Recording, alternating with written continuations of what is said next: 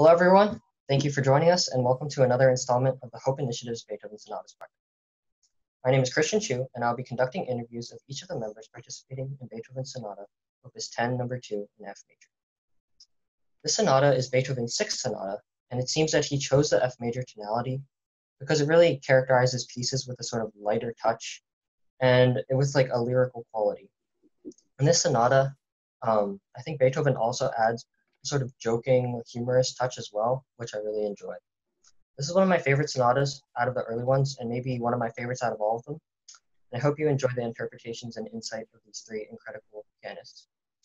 So now, without further ado, I would like to welcome the performer for our first movement of this sonata, Ellen Foreman. So my name is Ellen Foreman. I'm from San Antonio, Texas. I'm 14 years old and I'm a rising sophomore. My teacher is Mr. Peter Steigerwald. Great. How long have you been playing the piano? I've been playing since I was about 6 years old. So I'm coming up on 9 years now, I think. Outside of the piano, when you're not practicing, what else do you like to do? I'm really interested in like math and science. I would possibly consider one of those as a career, but I also participate a lot in my school's clubs, like the newsletter club and the spiritual life club. And I also enjoy like composing too, and a little bit of coding. Awesome. That sounds great. I think with math and science, it's definitely popular among people who play piano. And I think that music in general really like kind of helps with that ability. So I know you mentioned that you want to go into math and science as a career. Would you like, where do you think you're going to go in terms of piano within the next few years? Well, I think I'll definitely enter a lot more competitions throughout high school, and I definitely want to continue studying piano in college. I might consider like double majoring or something like that. Awesome. That sounds great. Good luck in those future competitions. But in terms of recently, how's quarantine been for you? I know that it's definitely caused a lot of changes, but like, have you had any tangible things for you personally? Well, for the past 3 years, I've attended Colby Academy. It's based in Napa, California, and they offer a combination of online and homeschool classes. So really, quarantine hasn't really affected my school that much. I still have the same amount of homework. And That's great. this summer, like all my piano camps were canceled, Mm-hmm. but I was able to find some online academic ones through like Duke University and Vanderbilt. So those have been keeping me busy. Yeah, for sure. I know that a lot of people have been definitely affected with the canceling of festivals, and obviously, I feel like those are really important events that really help with our musical development. So obviously, you still have a lot of time with the future summer, so hopefully that you'll be able to get those in soon. Obviously, you have definitely more time to practice in quarantine. So are there any like certain new pieces that you've been working on or fun new repertoire? Well, over this past year, I've been working on Chopin's B flat minor sonata and the Liszt Wow. Transcendental Etude. But a couple of months ago, like at the start of quarantine, I decided to start working on Chopin's First Ballade. So hopefully, I'll be able to continue working on it and improve throughout the summer. Yeah. Which transcendental etude have you been working on? Number 8, Fieldjad. Awesome. That one's really great. But Yeah, yeah, yeah. it sounds like you're doing some really great things with your with these pieces and repertoire, and obviously continue keep up the great work.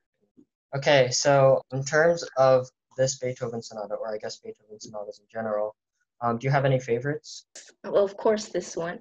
And I also really like the Opus 111 and Opus 81A.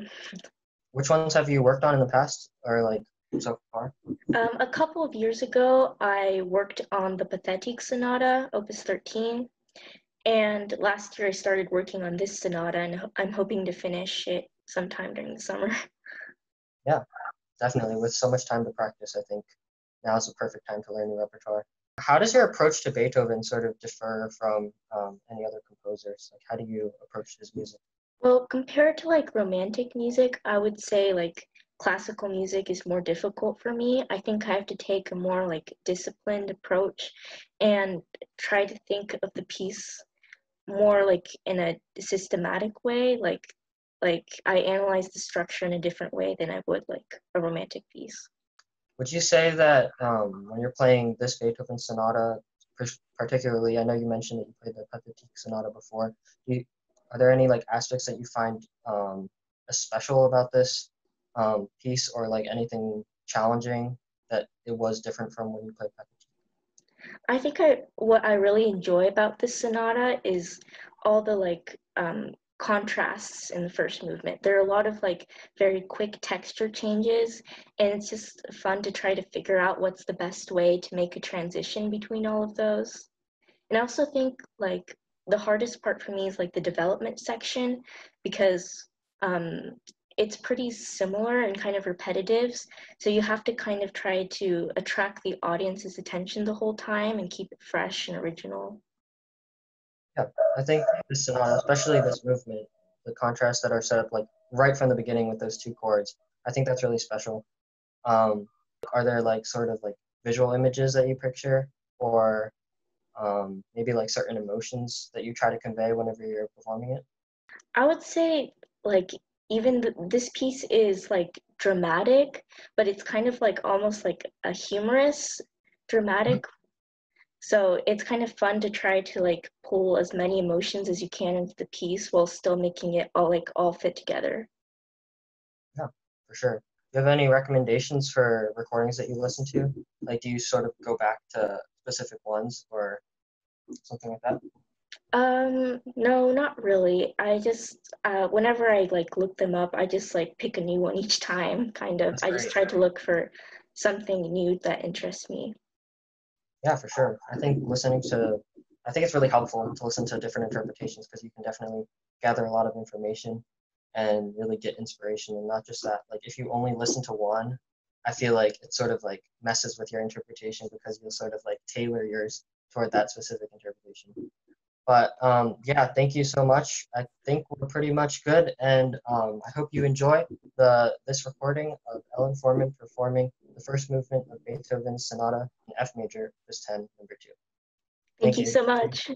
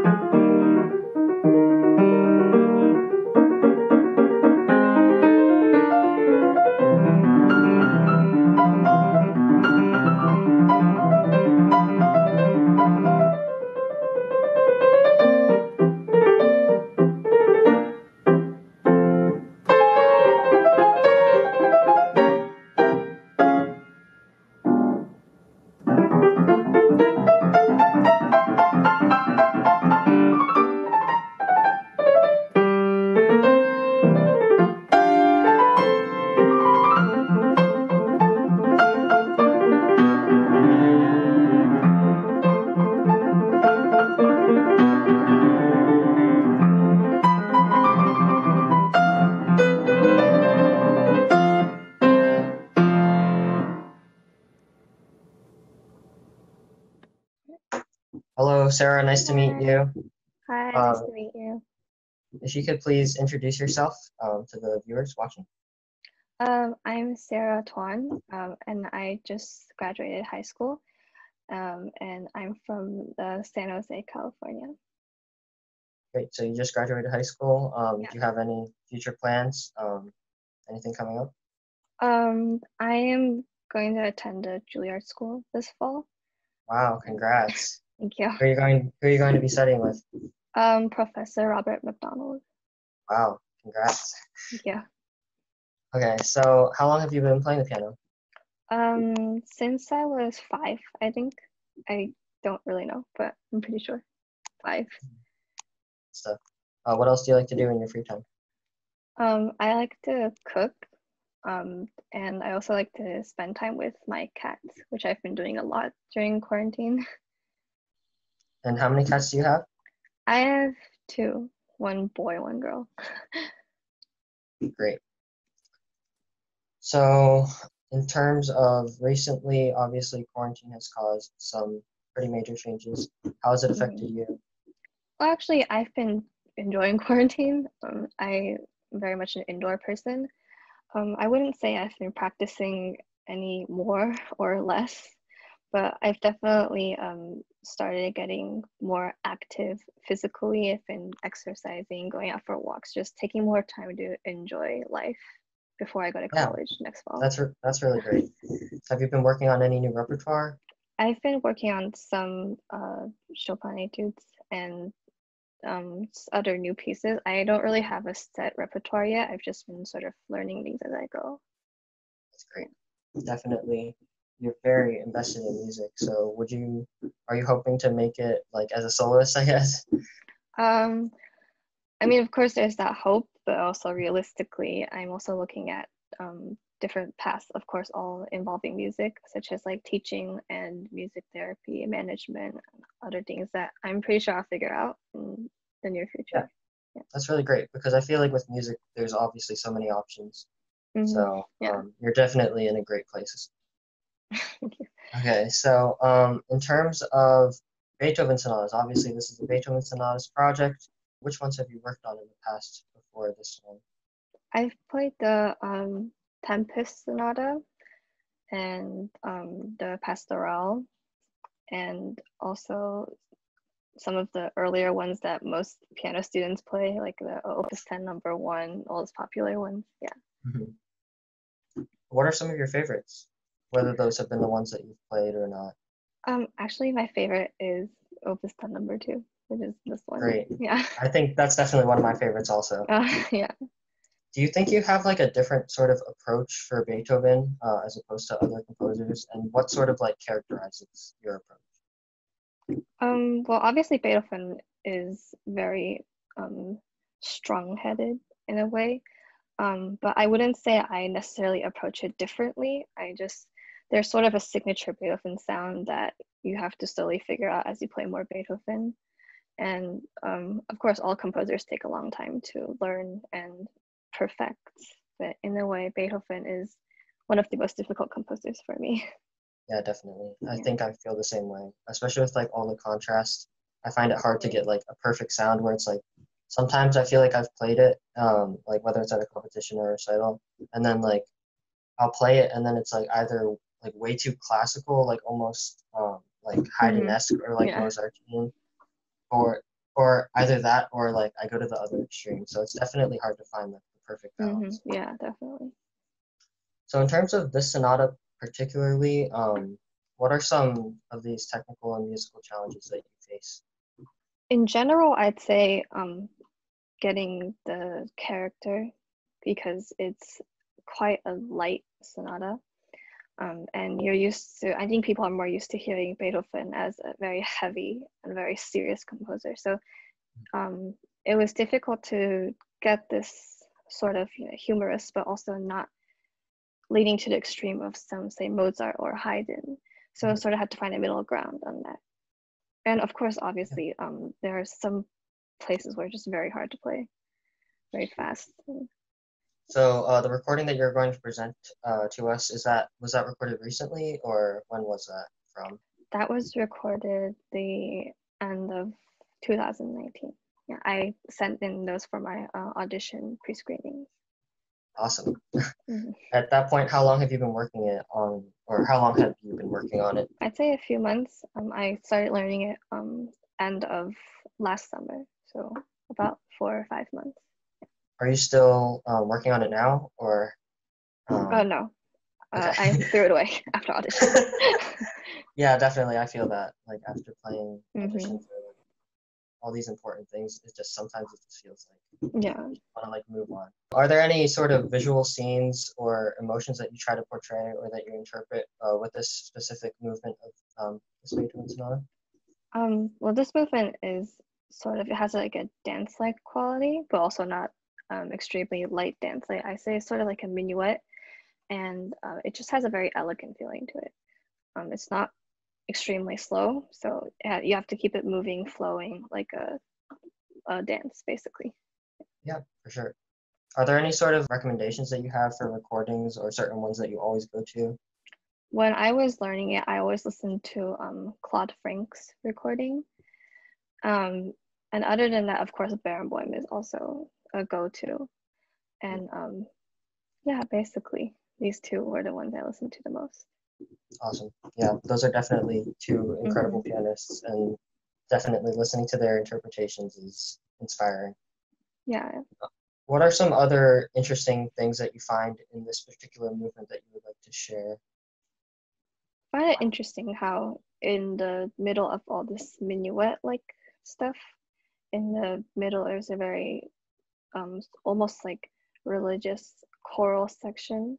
It's sort of like vocal music, whereas the other parts are all like chamber string music. So you have to bring out a big contrast in between those things. Yeah.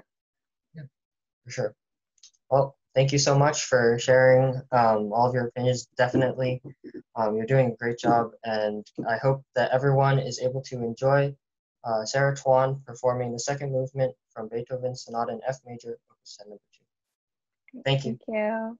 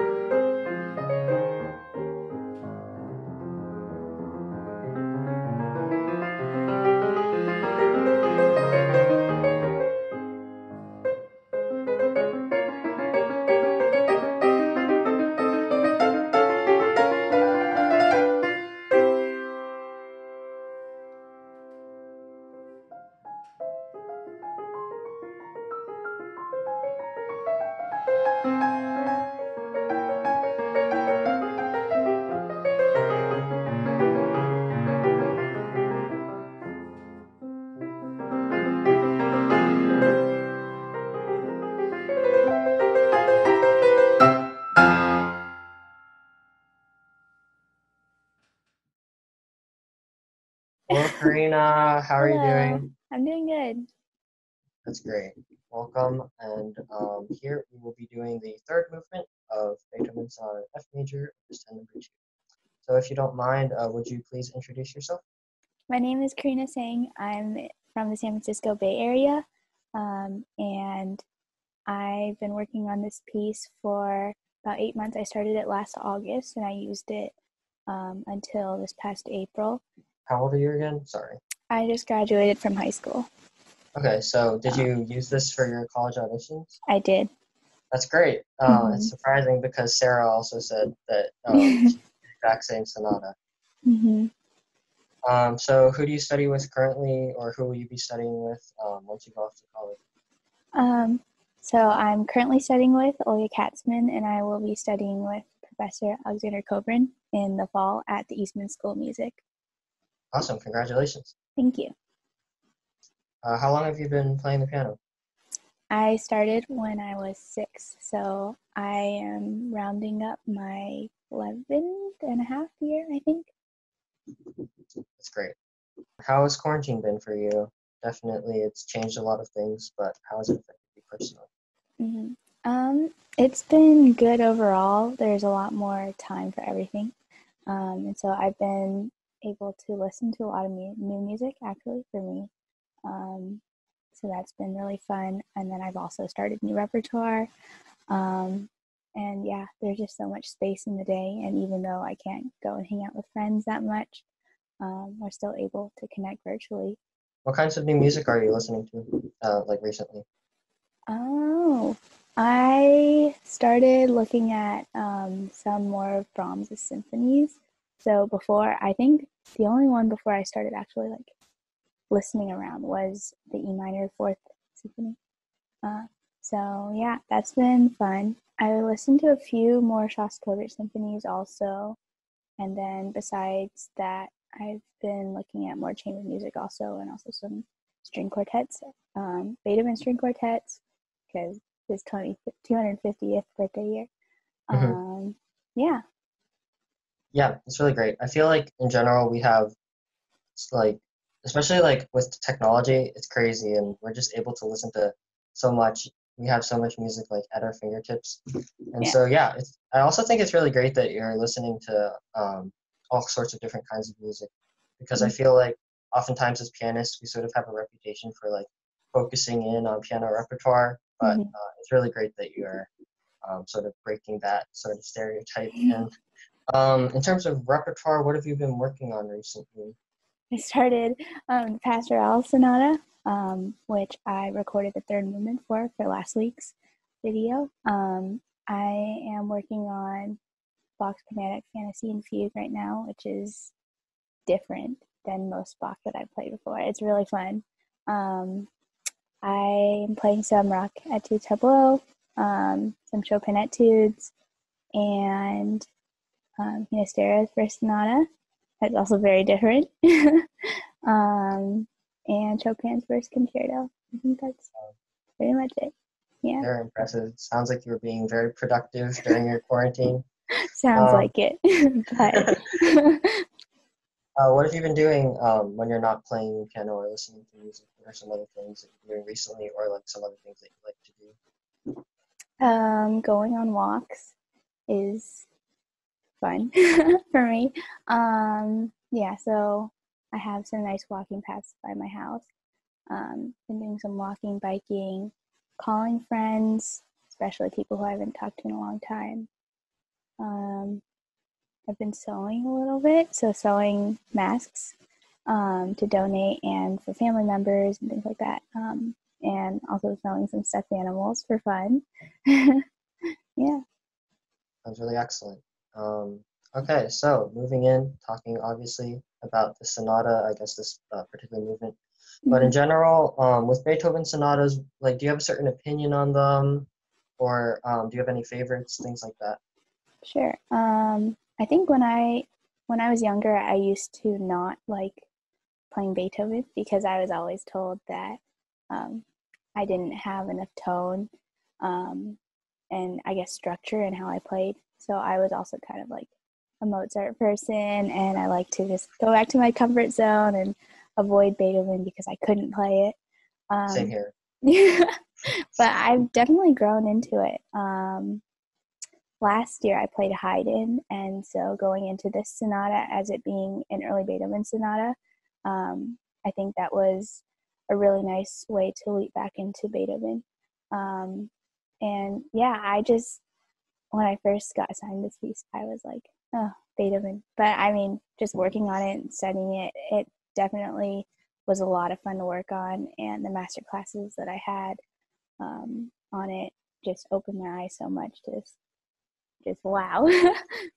Yeah, for sure. I think there are a lot of connections that you can make between Haydn and Beethoven, especially in the sonata. Mm-hmm. And so, yeah. Do you have any favorite Beethoven sonatas outside of this one or including this one? Sure. I really like this sonata. I really like Opus 28, which I'm working on right now.